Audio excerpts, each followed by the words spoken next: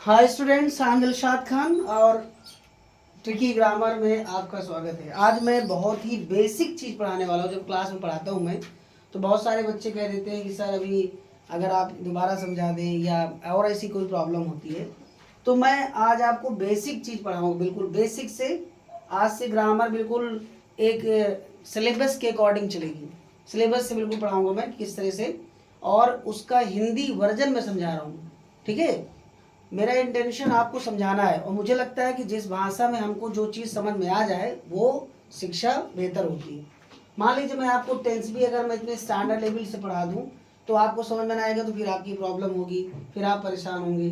तो मैं आपको बिल्कुल एक बेसिक चीज़ से पढ़ाने वाला हूँ। ठीक है, तो आज जैसे हम पढ़ेंगे, तो यहाँ हम पढ़ेंगे टेंस के बारे में। ठीक है, अब टेंस में टाइम और टेंस दो चीज़ें होती हैं। तो हमने पढ़ लिया यहाँ पर प्रेजेंट, ये तो आपको सबको पता रहता है, पास्ट, और हमने पढ़ लिया फ्यूचर।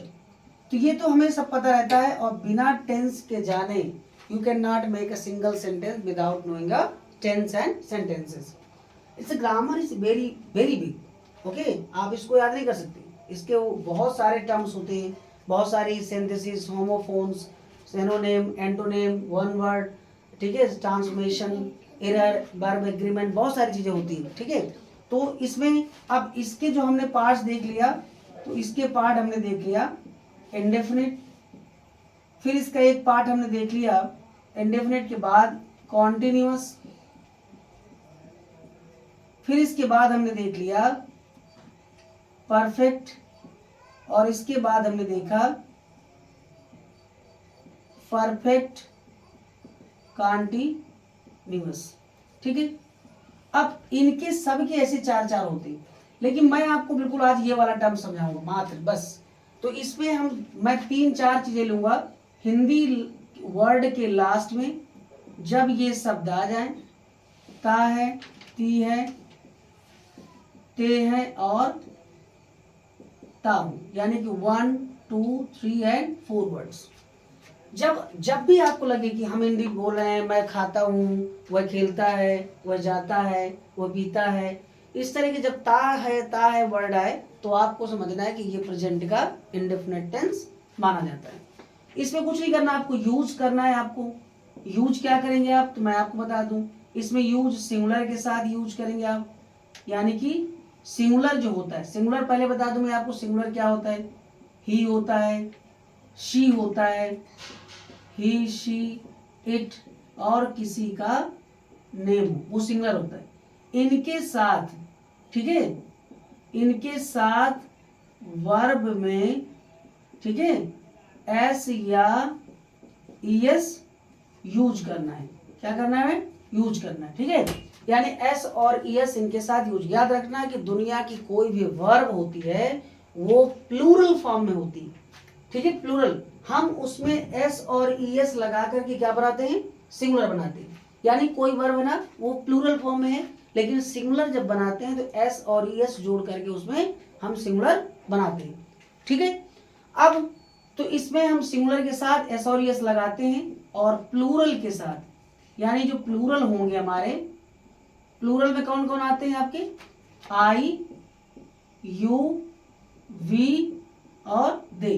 ये बेसिक प्लूरल आता है, लेकिन प्लूरल और भी तरह से बनते हैं। तो इनके साथ, यानी इनके साथ एस या ईएस नहीं लगाना है। क्या नहीं करना, नहीं यूज करना, याद रखना।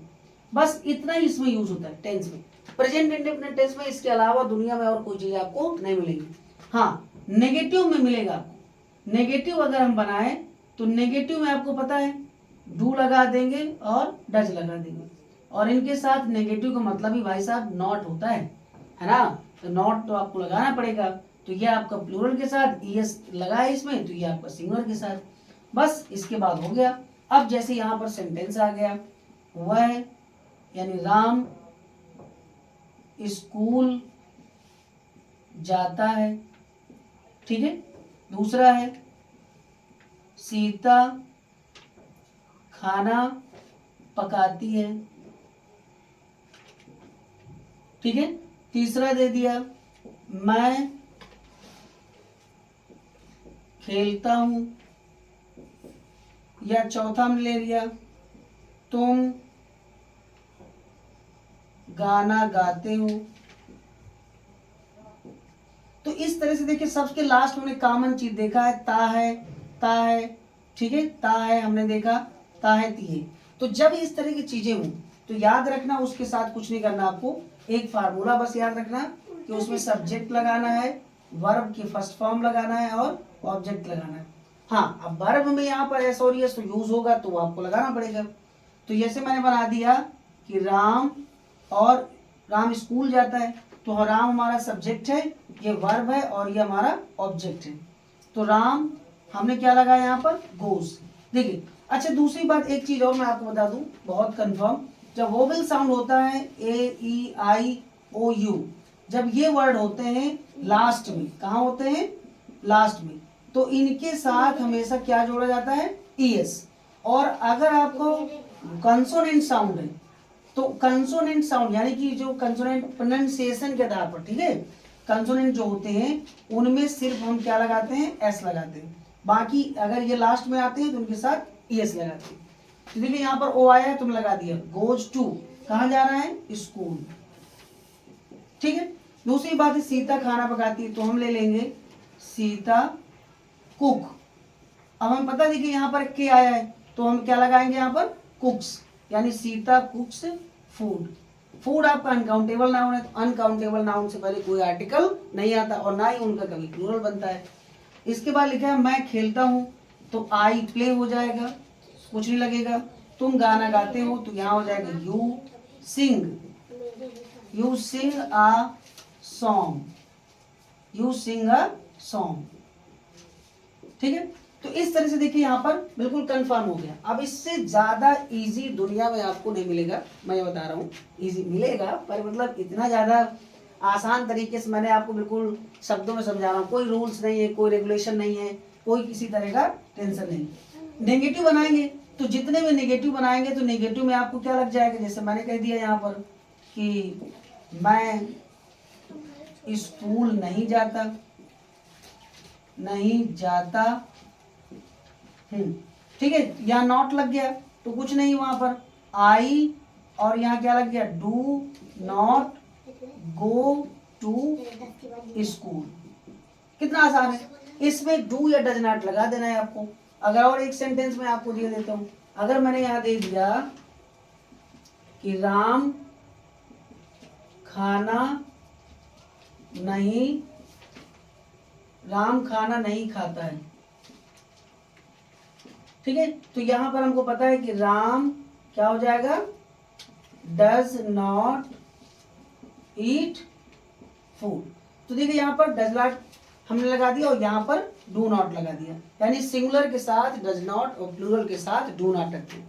अच्छा, जो मैं सिंगुलर और प्लूरल बार बार बोल रहा हूँ तो इनको नंबर भी कहते हैं। क्या बोलते हैं, नंबर। जब मैं पढ़ाऊंगा आपको नंबर्स में तो नंबर दो होते हैं, ठीक है, सिंगुलर नंबर भी कहते हैं और प्लूरल नंबर कहते हैं। लेकिन अगर एडवर्ब और एडजेक्टिव में जाएंगे तो ऑर्डिनल नंबर और कॉर्डिनल नंबर भी कहा जाता है। सो गाइस, आज के लिए बस इतना ही, बहुत ही बेसिक चीज, पहले आप इसको सुनिए और समझिए। इसके बाद अगर ये आपको याद हो गया तो बाकी के टेंस विद इन, आप सोच लीजिए मैं 2 वीडियोस में खत्म कर दूंगा और इतने तरीके से इसके बाद में एक्सरसाइज भी कराऊंगा, तो आप एक्सरसाइज करेंगे और जहां पर कोई प्रॉब्लम हो आप कमेंट करके मुझसे पूछ सकते हैं। So thanks a lot.